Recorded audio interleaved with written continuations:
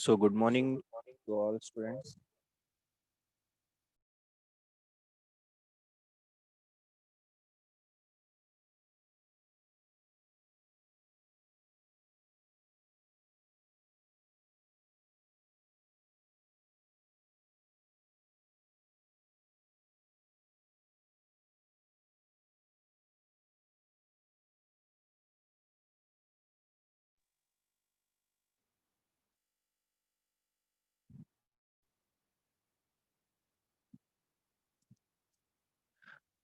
So, as you all know that we have completed this chapter. Yesterday, we have gone through the Faraday's laws as well as we have studied the Fleming's right hand rule, right? So, today we will be having a quick summary of all the important topics for your board exam. So, you can observe here. First of all, what we have discussed was the Oersted's experiment. Okay, so in this experiment, we took a current carrying wire and we allowed the current to pass through the current carrying wire. Okay, so when the wire was carrying a current, we brought a magnetic needle close to the wire and we observed that the magnetic needle got deflected. This detected the presence of magnetic field. इस तरह से ओस्टर्न ने बताया कि जब भी wire में current carry होता है तो वो मैग्नेटिक फील्ड बनाकर देता है, right? So this was the first activity. Then we discussed about the properties of magnetic field and field lines. यहाँ पर हमने बात किया था कि मैग्नेटिक फील्ड जो है वो नॉर्थ पोल से स्टार्ट होती है और साउथ पोल में एंटर करती है और इंटरनली साउथ से नॉर्थ जाती है. We also discussed that magnetic field lines can never intersect. Okay, such kind of a situation which you are observing here on the screen is not possible. ये incorrect situation है. ऐसा कभी नहीं होगा कि मैग्नेटिक फील्ड लाइंस इंटरसेक्ट करेगी. Why? Because if they intersect, then at the point of intersection there will be two directions of magnetic fields, which is not possible. Okay, so at the point of intersection you may have two directions of magnetic field, which is not possible. That's the reason why magnetic field lines can never intersect. After this, you can observe here, this is a very small activity. Okay, यहाँ पर bar magnet रखा गया था. Okay, एक sheet के ऊपर bar magnet रखा था और बार मैग्नेट के आसपास आयरन फाइलिंग्स स्प्रिंकल किए गए थे. Okay,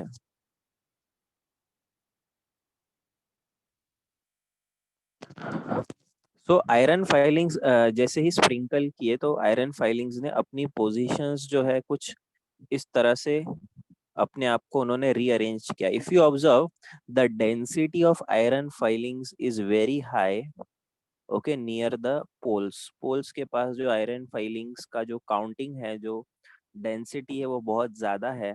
this indicates that magnetic field is stronger near the pole. सबसे ज्यादा स्ट्रॉन्ग मैग्नेटिक फील्ड कहाँ होती है? पोल के पास होती है. इसीलिए सबसे ज्यादा अमाउंट में आयरन फाइलिंग्स पोल के पास एक्यूमुलेटेड है. ओके,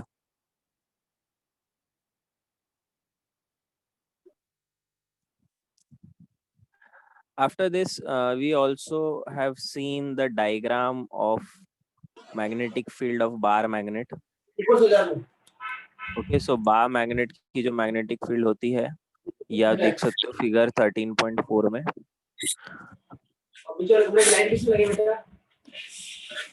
व्हाट्सएप डिलीट हो गया था तो डालना था तो मैसेज आया था. तो व्हाट्सएप डिलीट हो गया तो किसका व्हाट्सएप यूज कर रहा है? मेरा वाला. इस फोन का था ना पहले.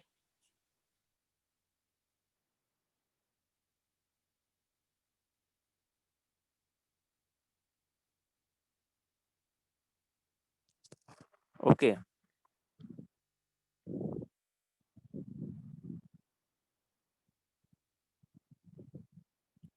सो मैग्नेटिक फील्ड लाइंस जो बार मैग्नेट की होती है वो कुछ इस तरह से होती है, आप देख सकते हैं यहाँ पर. स्क्रीन पर। सो बार मैग्नेट के लिए magnetic field line north pole से स्टार्ट होती है और साउथ पोल में एंटर करती है, राइट। अगर आप ध्यान से देखेंगे तो इस इन पोल्स के पास मैग्नेटिक फील्ड लाइंस एक दूसरे से इंटरसेक्ट नहीं हो रही है, ये अलग अलग पोजीशंस पर पोल्स पर इंसिडेंट हो रही है।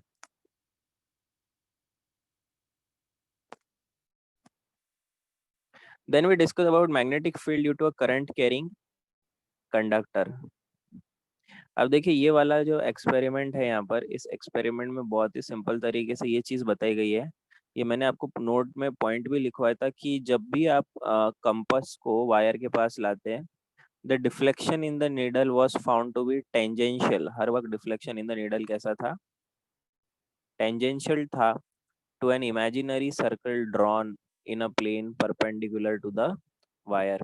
सो अल्टीमेटली ये एक्टिविटी में ये बताया जा रहा है कि अगर एक करंट कैरिंग वायर है, उस करंट कैरिंग वायर के अराउंड अगर हम एक इमेजिनरी सर्कल कंसिडर करें और हम इस वायर के पास जब कभी भी एक नीडल या मैग्नेटिक नीडल या कंपास को लेकर आते हैं, तो नीडल का डिफ्लेक्शन हमेशा टेंजेंशियल ऑब्जर्व किया गया है। Every time the deflection in the needle was observed to be tangential to an imaginary circle.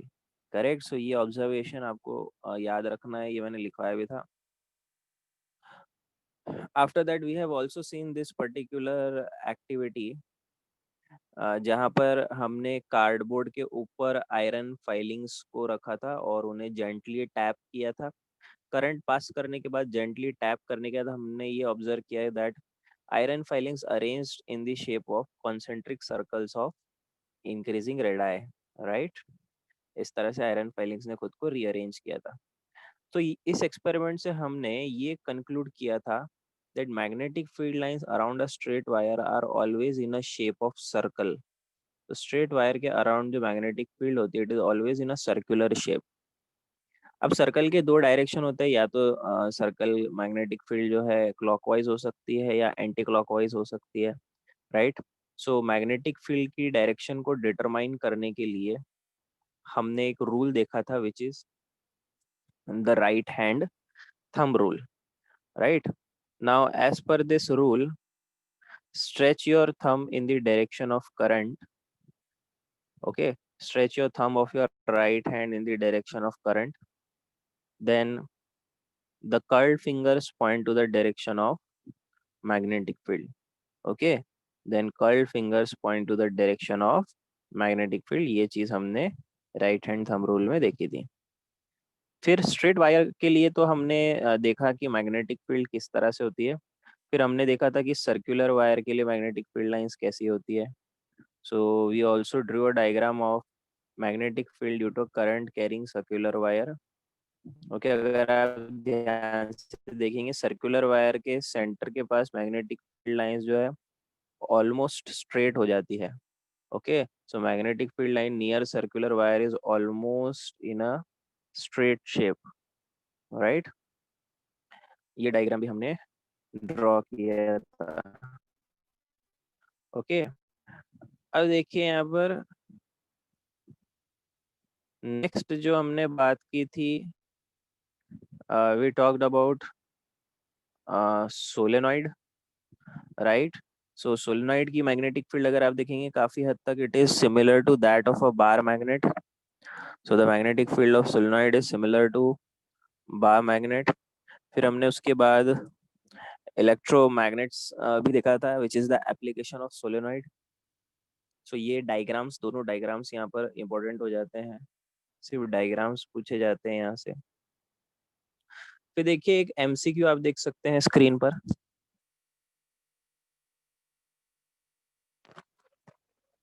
Okay, choose the correct option. The magnetic field inside a long straight solenoid carrying current is. तो solenoid के अंदर okay magnetic field कैसी होती है? तो आपको याद है मैंने डायग्राम में बताया था कि सोलेनॉइड के अंदर मैग्नेटिक फील्ड लाइंस ऐसे पैरेलल होती है, जिसे हम कहते हैं यूनिफॉर्म। मैग्नेटिक फील्ड कैसी होती है?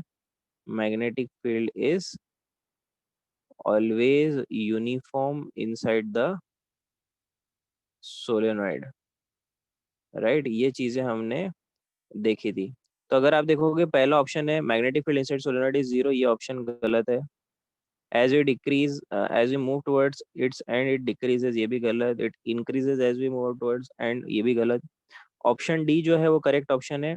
Magnetic field inside a long straight solenoid carrying current is same at all points. So इस एमसीक्यू का करेक्ट ऑप्शन है ऑप्शन डी।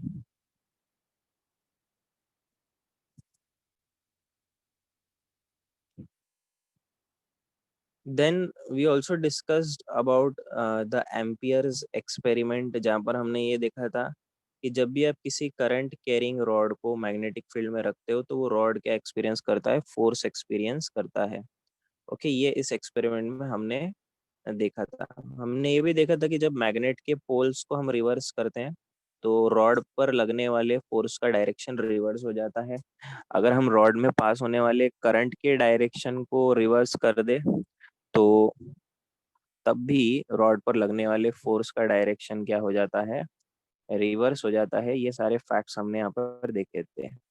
इस फोर्स का डायरेक्शन डिटरमाइन रूल देखा था, which is Fleming's left hand rule, which states that stretch the first finger, second finger, and thumb of your left hand such that they are mutually perpendicular.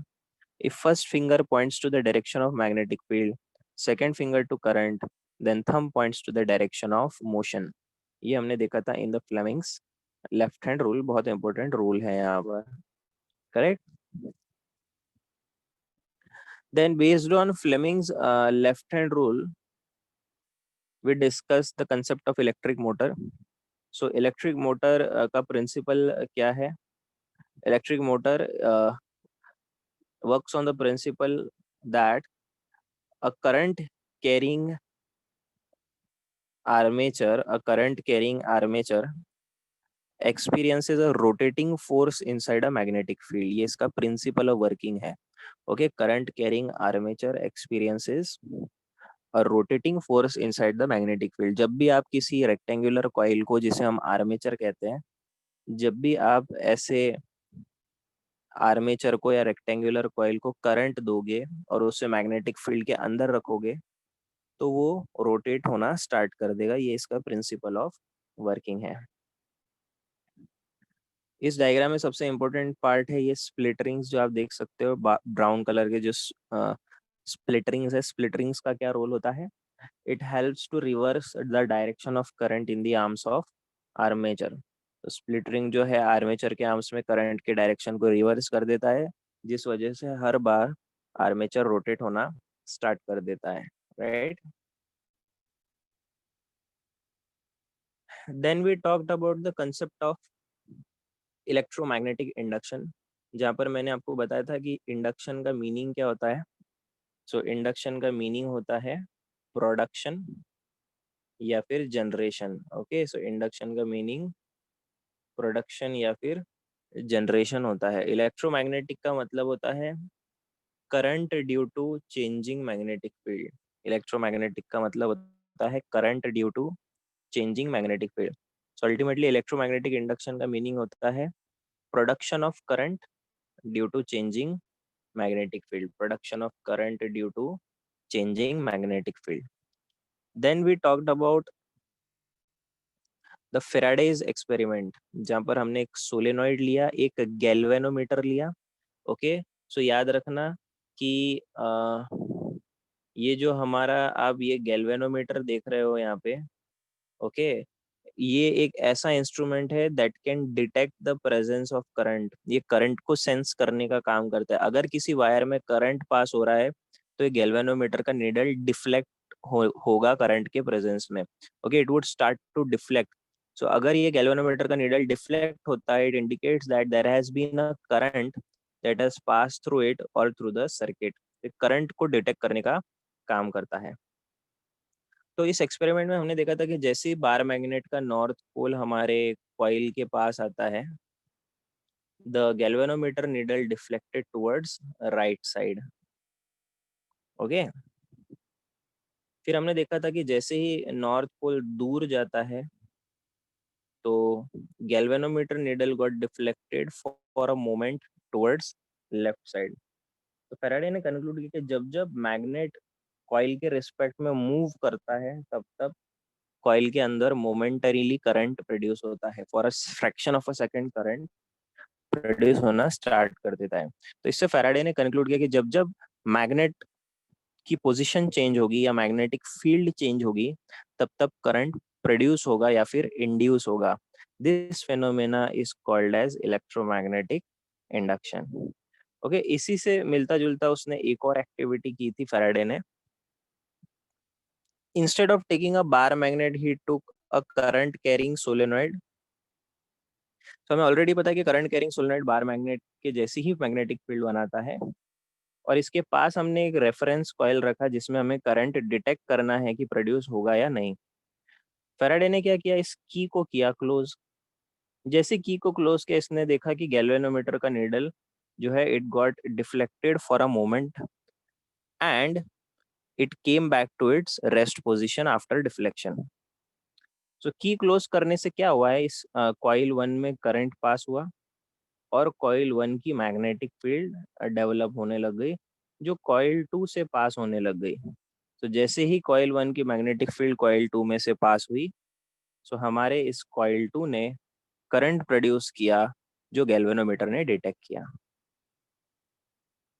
फिर Faraday ने इस की को कर दिया open, current गायब हो गया, यहाँ से मैग्नेटिक फील्ड गायब हो गई। इस वक्त भी नीडल डिफ्लेक्ट हुआ but this time the needle got deflected towards left side. Okay, so ये हमने दो एक्टिविटी देखी थी। फिर जो ये इंड्यूस करंट है उसका डायरेक्शन डिटरमाइन करने के लिए हमने एक रूल देखा था which is Fleming's right hand rule. Fleming's right hand rule और लेफ्ट हैंड रूल के डिनोशंस में कोई डिफरेंस नहीं है। यहाँ भी फर्स्ट फिंगर मैग्नेटिक फील्ड है, थंब मोशन है और सेकंड फिंगर करंट है। The difference is only the left hand and the right hand, और वो रूल लेफ्ट हैंड वाला रूल मोशन या फोर्स के डायरेक्शन को डिटरमाइन करने के लिए काम आता है, और यहाँ पर राइट हैंड रूल जो है इंड्यूस करंट के डायरेक्शन को डिटरमाइन करने के काम आता है। हमने कहा था stretch the first finger, second finger and thumb of your right hand such that they are mutually perpendicular. If first finger points to the direction of magnetic field, thumb points to the direction of motion, then second finger points to the direction of induced current. ये हमने देखा था using Fleming's right hand rule. Okay, और इस तरह से हमने इस चैप्टर को कंप्लीट किया था। इलेक्ट्रिक जनरेटर, जैसा मैंने कहा, it has been deleted from your syllabus, ये अब आपके सिलेबस का पार्ट नहीं है। In the same way domestic electric circuit भी आपके सिलेबस में नहीं है, ये क्वेश्चंस भी आपको करना नहीं है। ओके, फिर ये वाला सेक्शन डोमेस्टिक इलेक्ट्रिक सर्किट्स का ये वाला भी नहीं है। ओके, मैं आपको बता दूं, आप प्रैक्टिस के लिए जब एक्सरसाइज करेंगे तो एक्सरसाइज में या ये थर्ड क्वेश्चन नहीं है आपके लिए, फोर्थ भी हट चुका है। ओके, फिफ्थ भी हट चुका है। ओके, ये पांचों क्वेश्चन, थर्ड फोर्थ और फिफ्थ क्वेश्चन हट गया है। सिक्स क्वेश्चन में अगर आप देखोगे तो ये बी वाला पार्ट हट गया है और डी वाला पार्ट हट गया है। ओके, सिक्स्थ में बी और डी आपको नहीं करना है। क्लियर है? आप इसका स्क्रीनशॉट ले लीजिए।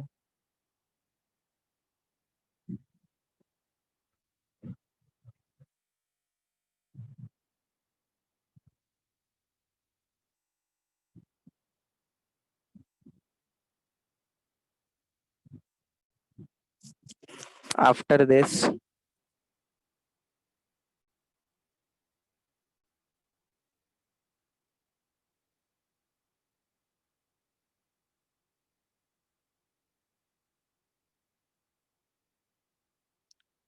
क्वेश्चन 16, 17 और 18 ये तीनों ही नहीं करने हैं आपको, ये भी सिलेबस से हट चुके हैं। क्वेश्चन 16, 17 और 18 इसका भी स्क्रीनशॉट ले लीजिए।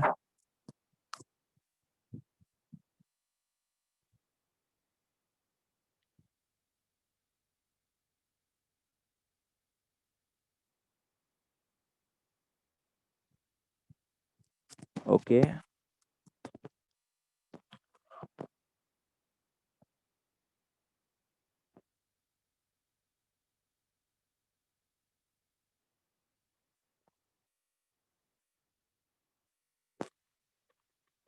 सो देखिए इस तरह से हमने आज इसे इसका शॉर्ट समरी या कह सकते हैं आप शॉर्ट रिवीजन देखा इस पूरे चैप्टर का। ओके, सो मोस्ट पूरा का पूरा चैप्टर थियरी चैप्टर है, राइट। सो ये आपके हाफ ईयरली एग्जाम में ये चैप्टर आएगा और आपको इसे अच्छे से करना है, राइट।